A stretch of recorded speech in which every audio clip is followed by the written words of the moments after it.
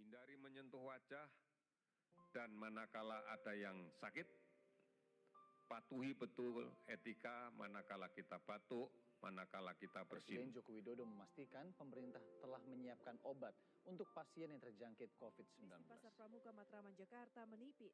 Hal ini disebabkan oleh adanya pembelian dalam jumlah besar setelah virus corona yang berasal dari Tiongkok menyebar ke berbagai negara.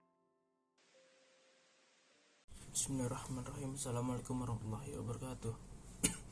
Perkenalkan, nama saya Fadil Diastama dari kelas 12 IIS 2. Saya akan menjelaskan tentang COVID-19. COVID-19 itu masuk ke Indonesia awal-awal sejak bulan Maret 2020. Dan saya akan menjelaskan tentang sistem pembelajaran di tengah pandemi COVID-19 atau yang biasa disebut daring. Jadi sejak bulan Maret 2020, awal mula pandemi COVID-19 mulai masuk ke Indonesia, efeknya hampir menyebar ke seluruh aktivitas masyarakat. Tidak tertinggal di dunia pendidikan.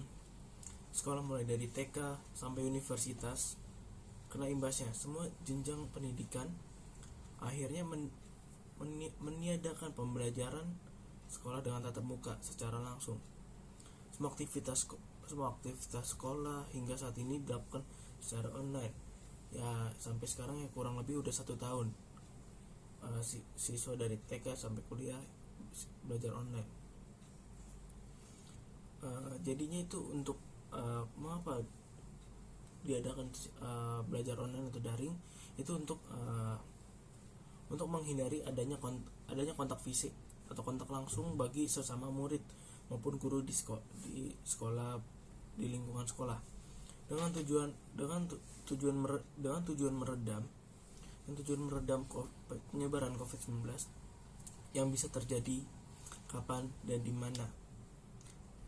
mana saja. Metode pembelajaran online atau daring menjadi hal yang baru yang terjadi baik bagi siswa maupun guru serta orang tua murid. Hal yang baru senantiasa menimbulkan pro dan kontra, tidak hanya bagi metode belajar tetapi juga bagi siswa dan orang tua murid, karena kebiasaan selama ini sudah cukup nyaman dengan sistem belajar di sekolah. Ya bosan sih belajar di rumah online. Bagi guru harus lebih ekstra menyiapkan materi pembelajaran secara online, berbeda dengan metode tatap muka yang sudah disiapkan sebelumnya. Bagi siswa akan lebih perlu usaha yang fokus dalam menyimak materi pelajaran jarak jauh dari rumah dengan kondisi lingkungan yang berbeda-beda.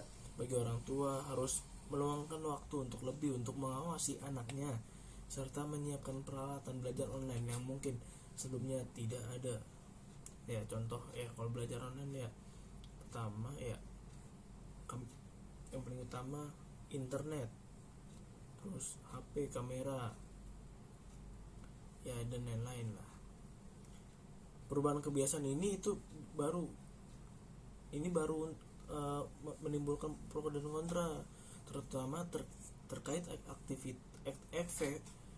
efektivitas penyerapan materi pelajaran siswa dari rumah, di mana orang tua belum tentu secara kemampuan dan waktu tenaga bisa membantu setiap hari anaknya belajar di rumah. Banyak teman-teman siswa yang mengakui kesulitan menangkap materi yang diajarkan secara online. Namun di sisi lain, bila dilakukan metode tatap muka, metode tatap muka akan mempunyai resiko besar terhadap penularan COVID-19. Ya, jadi secara pribadi saya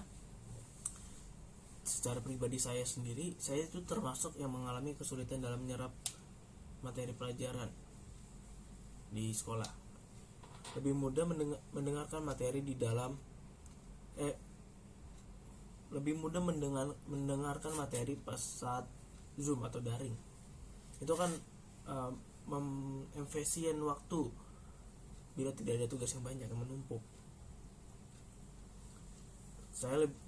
Cuman kalau disuruh milih antara sekolah dan rumah, saya lebih senang ketemu guru dan teman-teman di sekolah. Namun kondisi saat ini sangat menakutkan bila ketemu rame-rame di sekolah